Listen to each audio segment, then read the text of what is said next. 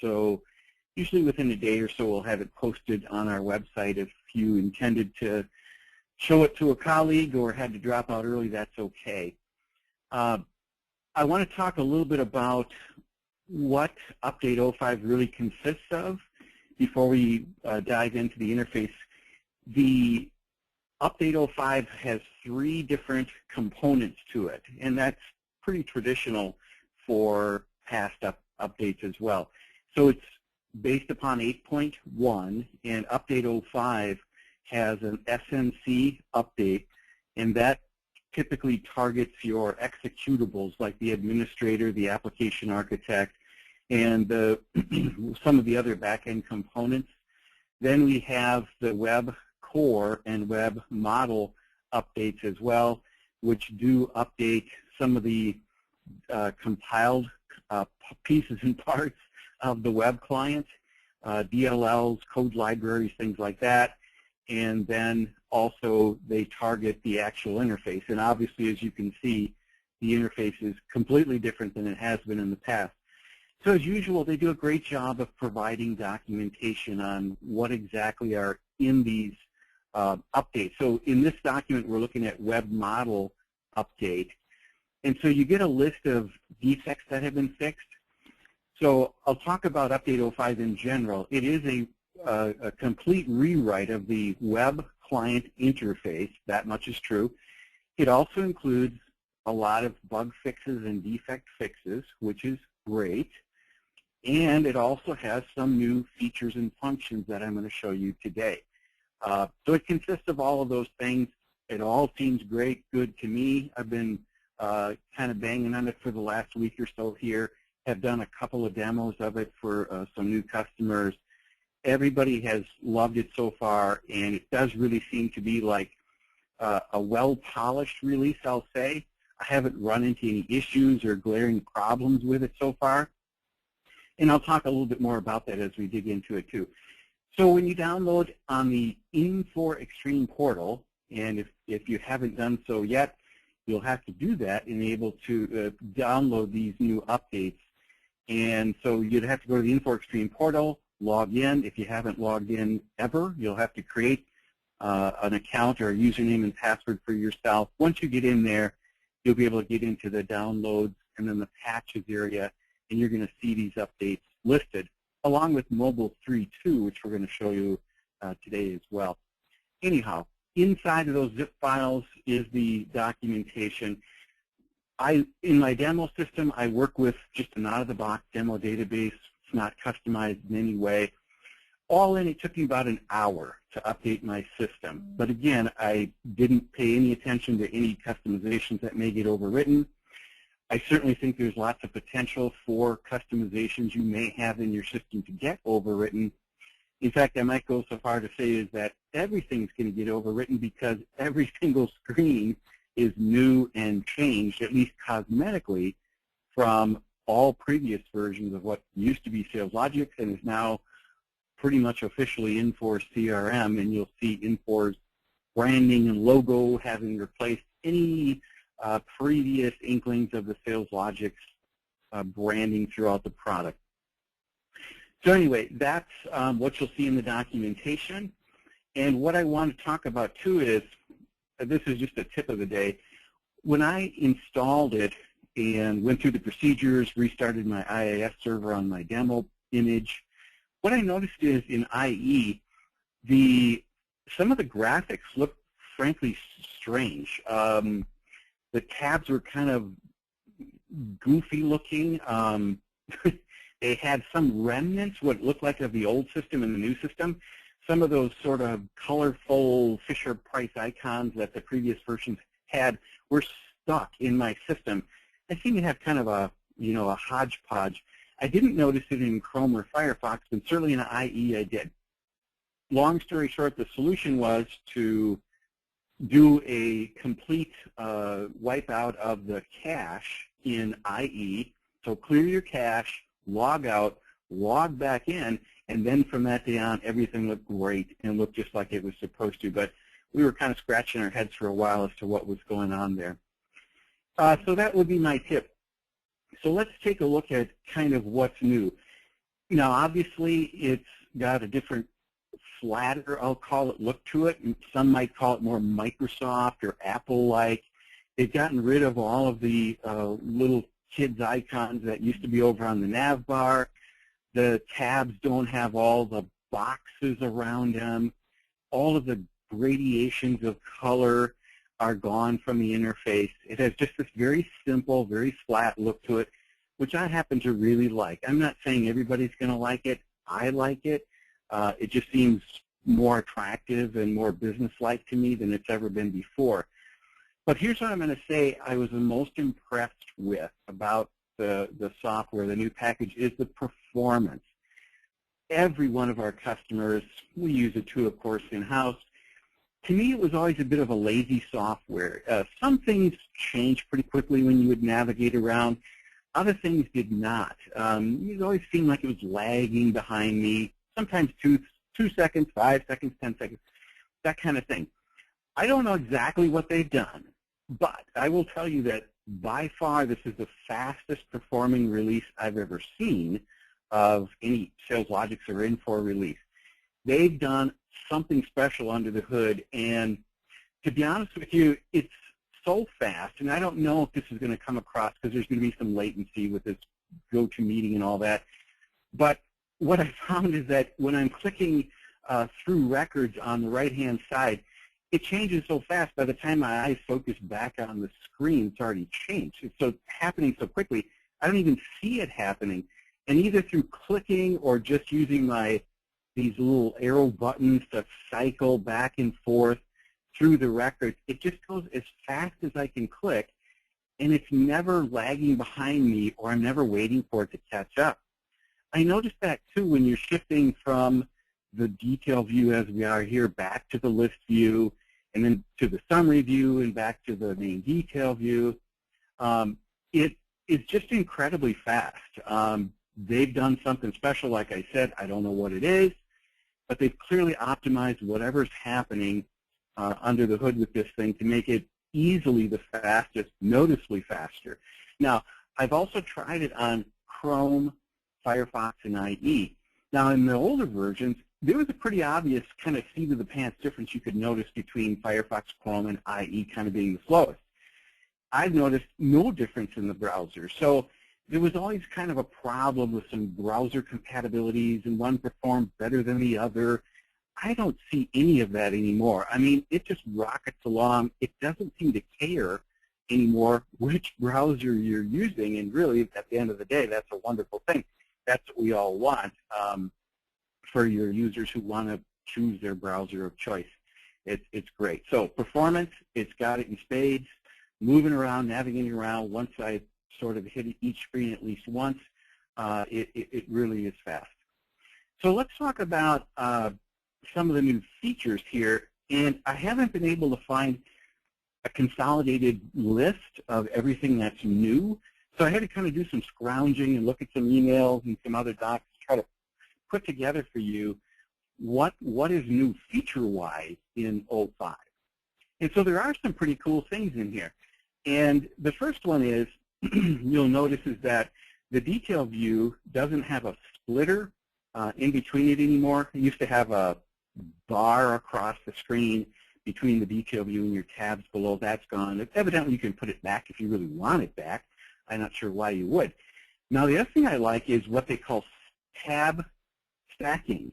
And so that's what you see, is that it used to be that if you had lots of tabs displayed, you have to scroll back and forth to see them. And so now what's happening, and this actually is what the LAN client has always done, is if it has more tabs that it's trying to display than it can fit, it wraps and carries them on a second row. Now, I don't know if it keeps going with a third row or what it exactly does, but I can tell you that it's pretty cool that this tab stacking is happening. And because they got rid of all the unnecessary graphics and boxes around all the tabs, it actually doesn't occupy all that much space and, you know, your real estate on the screen. So I like all of that too. So stack tabs, as soon as you remove enough of them so that it doesn't need 2 rows, it goes back to 1 row, kind of automatically here. But just for today, I threw every tab I could up on there for you to see. So let's talk about the next difference is that when you export to Excel, and as you know, every one of the main entities has a one-click export to Excel. What it didn't do in previous versions is, so let's give you an example here. So if I go back to the list view and I choose just my customers as my group, so I get a somewhat of a smaller set here, and then I apply one of these quick filters over on the right, like if I say I just want to see the state of Florida, for example, which is 16 of the 336 records, right? So now what it does is it honors these quick filters that are active when you export the file. In previous versions, if you did this, you get 336, regardless of whether or not you post-filtered the records down any further. So now it's honoring all of the filter criteria. So when I kick this out to Excel, I'm only going to get the 16 records I'm looking at. Kind of a nice add-on that they thought of. I'm glad they fixed it. Here's another one that a lot of people have asked for is dynamic filtering of reports. Again, in the land client, reports are always organized based on whatever you want to organize them by. So when you created a Crystal report, you could have your account reports all grouped together and your contact reports and your ticket reports. Up till now in the web client, though, they were just listed in this giant list that you had to scroll up and down through. And so now they've added quick filters to the reports area as well. So you have some ability to pare down the 71 reports I'm looking at. Maybe I just want to look at my ticket reports. And it says there's 16 of them. So by clicking on that, now I'm just looking at the ticket reports. And as you can see, you can pare it down by the main table that the report is based on. You can also pare it down by the report family, which is how the land client report area worked in the past and still does. So they've kind of migrated that nice functionality now over into the web to make it easier to find reports. And again, I think that's a great thing. This is another one that I'm glad they finally fixed because it was a complaint. As you know, in the 8.1 release, you had the ability to have multiple attendees per activity. There was always a leader, but then you could invite other contacts, other leads, and other users to the same meeting. That in itself was a great feature. But the problem was if you were looking at a record, like, for example, if you were to look at, I think it's John Abbott in here is the one I usually pick on. If you go to his history tab now in 05, you see all of the history, whether John was the leader or not. And so here's how I verified that. I have another demo database, same database now in the 8.1 original release. And when I go to John Abbott's history record, I only saw like 16 history records on his history tab. But the problem is that's because it was only showing me those history records where he was the leader. Now in 05, it shows you all of John's history, whether he was the leader or somebody that got invited secondarily or not, which to me is the way it should work. I want to see all the history where he had any involvement, and now you're getting that. So every record is going to show in the history whether he was a lead invited, a contact invited, the leader or not the leader, so you get it. Another nice update that they made to the system. Here's something else I think is pretty cool. They changed the way that the attachments tab functions. And so if we go into more tabs, for example, and we look at attachments, previously it showed you the attachments in the order they were uploaded or based on the date and time you uploaded them or dragged them onto the screen. What they changed now is they've sorted it by modify date. And so that means that if I open some document from months ago or whatever it is, and then I resave it back to the database, it's going to push that one back to the top. Now, granted, you could have always resorted these, but I like the fact that the ones that we're using, people are opening and saving and what have you and modifying, are going to always bubble up to the top. Just another nice navigation change they made. Now, one other thing I want to talk about is that for cloud customers that are on the call, Update 05 is going to be available to you sometime in the middle of February. So cloud operations is always taking a cautious approach, and so they're waiting a couple of weeks. And the last word we heard was that on or about the middle of next month, you're going to be able to request that they apply Update 05 for you, which they will do at no cost. So keep an eye out for that. They should be sending you an email once that's available to you. Okay, now we're going to transition into mobile, which I think is pretty cool too. They've added some nice features there. Now, they have also changed the cosmetics of mobile. They flattened it out again. They took away the colored icons, and they made them just sort of a black and white thing, again, which makes it look nice. Looks very much like the regular web client now. Very clean, very simple interface. But one of the things they've added is they now have two different views that you can look at your list. So right now I'm looking at a list of my accounts that are my customers. And so it's honoring your groups. And these are the groups of records that you built in the LAN or web client. So here they are. Here's all the groups that are available to me.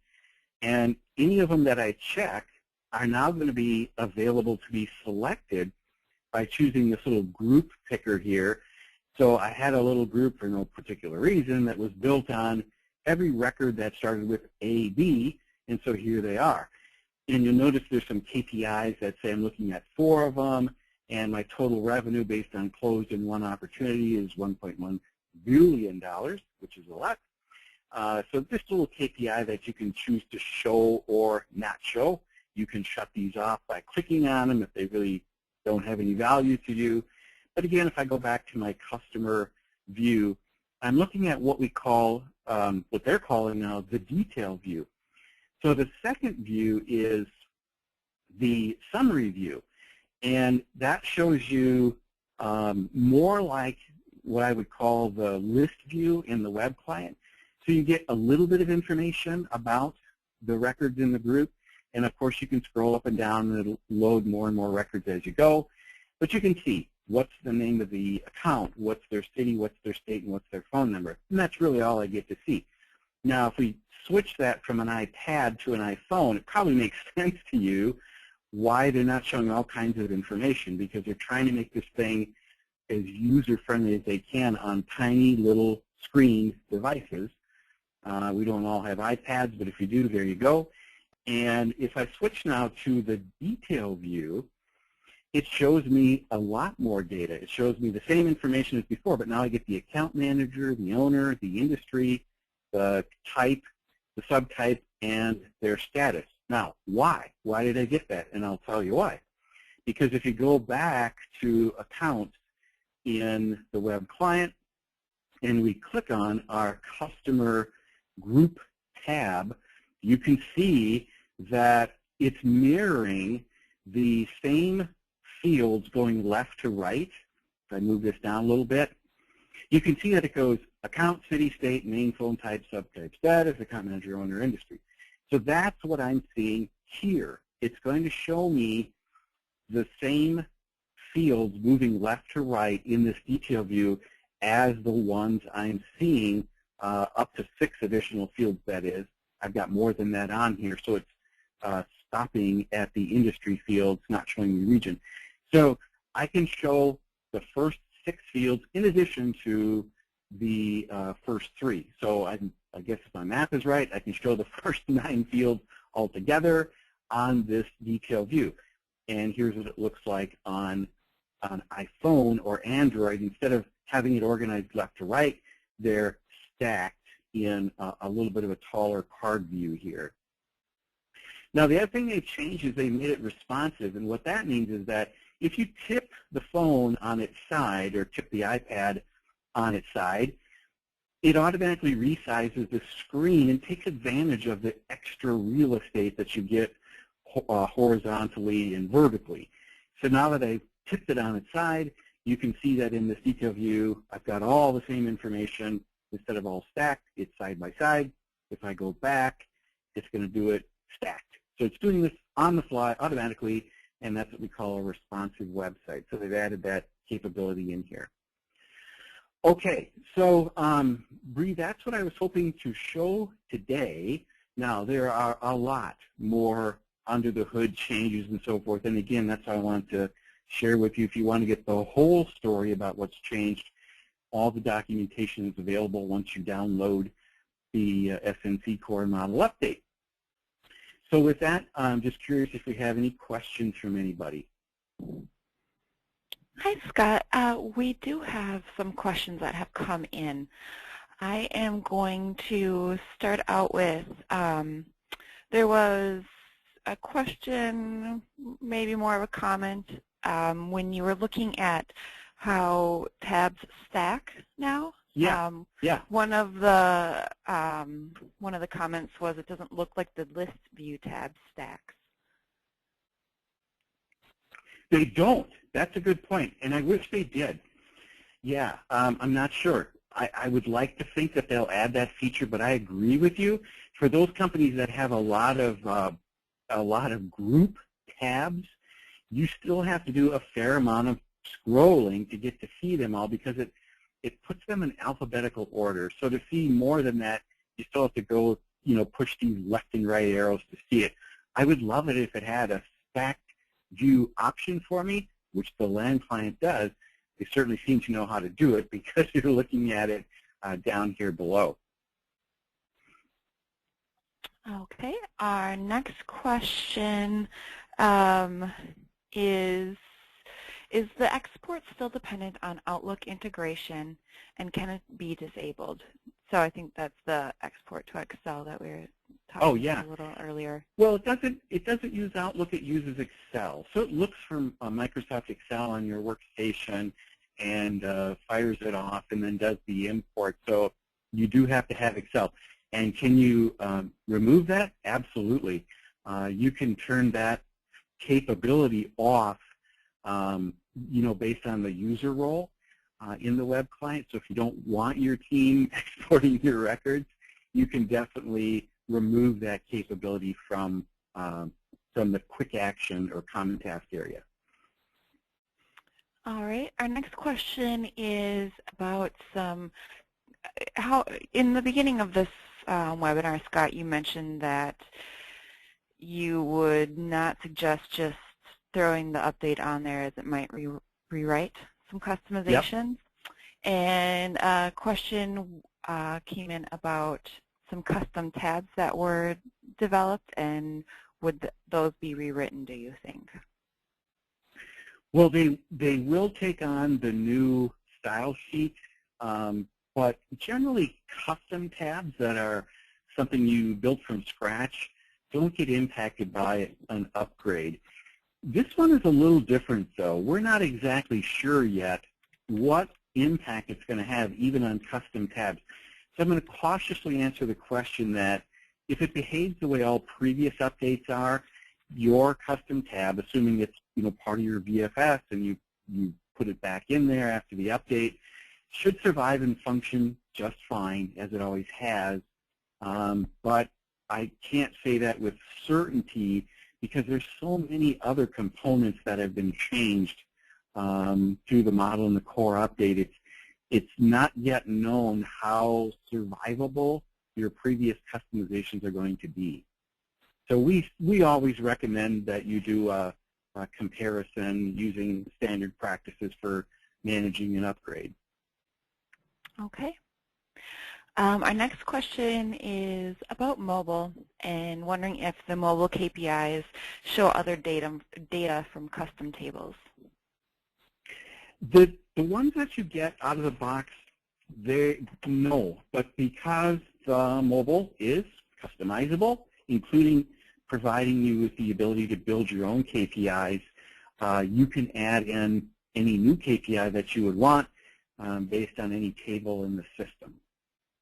So it's not a lot of them there out of the box, just a sprinkling of them. But again, because it's all customizable, you can add your own.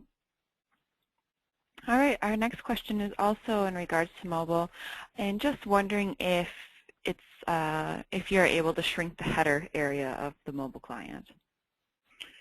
Um, I'm sure that you could. I'm sure that a programmer, because it's all built on HTML5, I would think that you could. And I think where that probably came from, and I noticed this too, is that when you tip an iPhone on its side, while half of the screen seems to be chewed up by this big blue header, so it sort of wastes the real estate. So I think you could, but I'm not a developer. I'm not positive you could, but I suspect you could get rid of that or at least make it smaller if you wanted to, so it fit better on these skinny screen devices.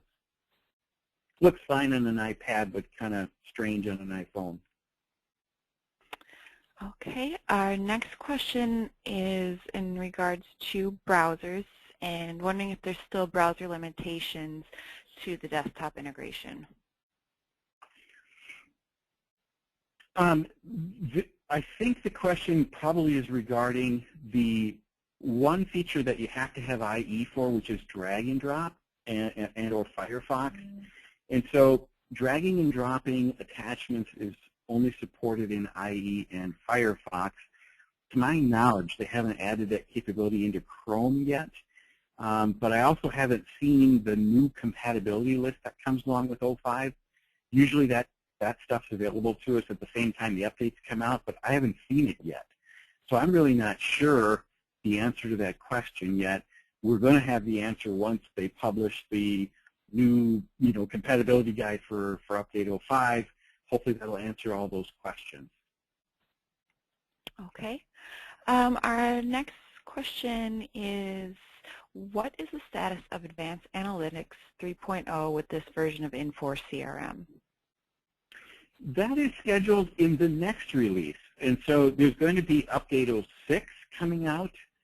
And that one, to date, has XBAR 1.2 and the new Advanced Analytics engine 3.x or whatever it's going to be, and it's going to have the ION integration. So those are the three target updates for the next release now that 05 is out the door. 06 is supposed to have that. They're working on it now as we speak. They're coming out with this stuff at a very rapid pace. And so I would expect we'll see that in the next 30, 60, 90 days, somewhere in there. They've been talking about it for months, so my hope is that it's right around the corner. All right. Our next question is, are there any new features to remove or hide fields, entities, etc. on the client admin, or does everything need to be done on Architect? Well, nothing has changed based, using that story. Nothing has changed because of update 05. All the same procedures are in place. Yes, you can use the application architect, but it sounds like you'd rather not. And so just like previous releases of 8.1, you do have the ability to do what they call inline editing. So if it's an existing form that you want to make a change to, like hide a field, you can log in as the administrator and hide fields from view system-wide now, just as you could before. So to my knowledge, nothing new has come with this 05 release regarding the customization story. All right. Our next question is, were there any changes to dashboard widgets? They do look different to me. So my answer is, cosmetically, they do look slightly different. And again, it's all part of this flattening model that they're using. That's something else that they mentioned is coming in 02. I think that the widgets themselves and how they're built and the engine behind them is maybe getting a little outdated. And so I did see an announcement that in update 06, which I think it's going to be, that the widgets themselves are going to change. I haven't gotten any more knowledge about what that change might be or what it's going to be. I just heard it's on the radar to be overhauled.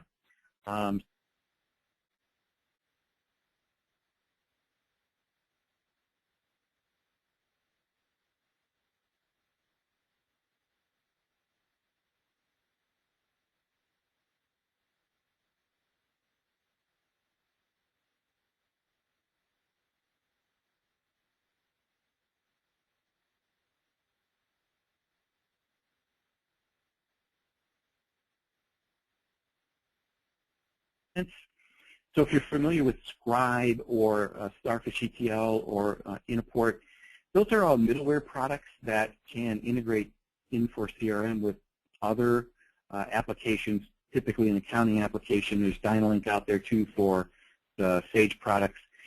And ION is Infor's offering for middleware, for software that can synchronize data between their business applications.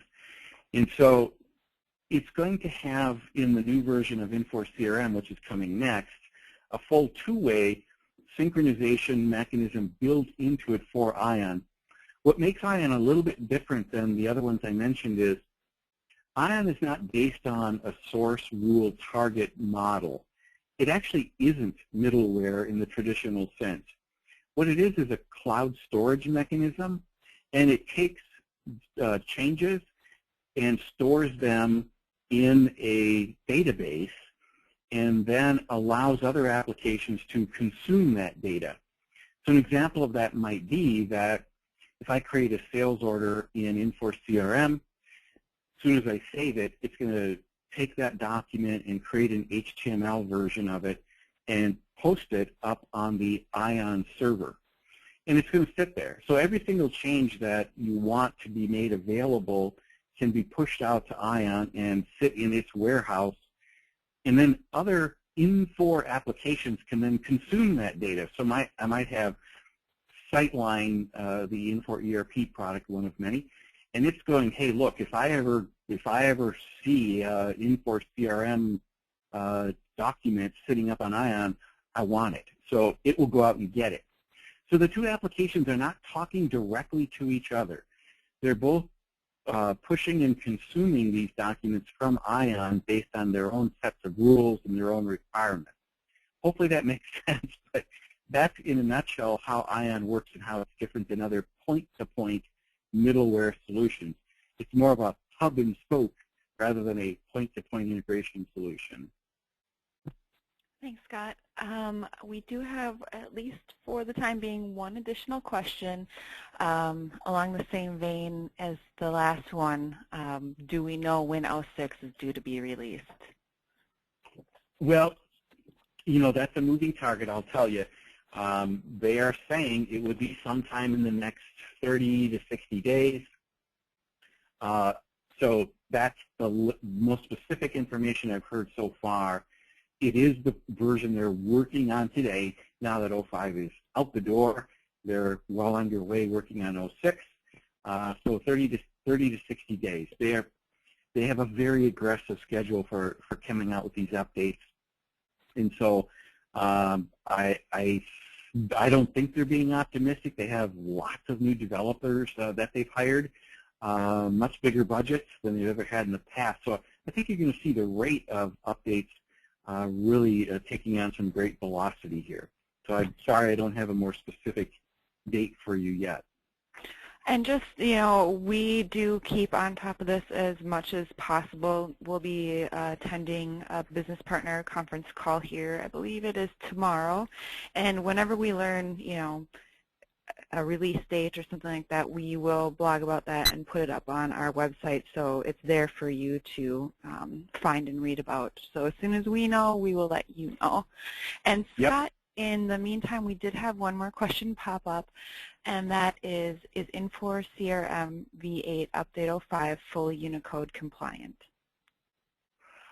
I don't know the answer to that. I'm not sure. That's a little over my pay grade, but as soon as they come out with what I hope is better documentation of what all is in here, you can probably answer that. See, traditionally we're used to them coming out with a what's new guide, and it literally can be 60, 70 pages of every single change that they made in the system. I haven't seen that yet. So for the first time, they've come out with new software before they have that kind of documentation anyway. So usually I'm ahead of the curve on that kind of stuff, but I'm a little behind it. So I don't know the answer to that one today. But going back to, we'll post it on our website, and we'll blog about it when we have that document. That's something, as long as we're able to, we will share with the Infor CRM community. Absolutely. And Scott, that is all we have for questions. Great. Well, thank you, everybody, for attending. I hope you are excited about this as we are. Again, love the interface. I think it's going to help user adoption. Absolutely, the performance improvements are real. That probably didn't come through because of our slow internet connection in my home office today. But I'll tell you what, once you get this thing fired up, I think you will be thrilled with how much of an improvement they've made in the performance of it. And all the new features are great, too. So with that said, thanks again, and I hope everybody has a great day. Bye-bye. Bye.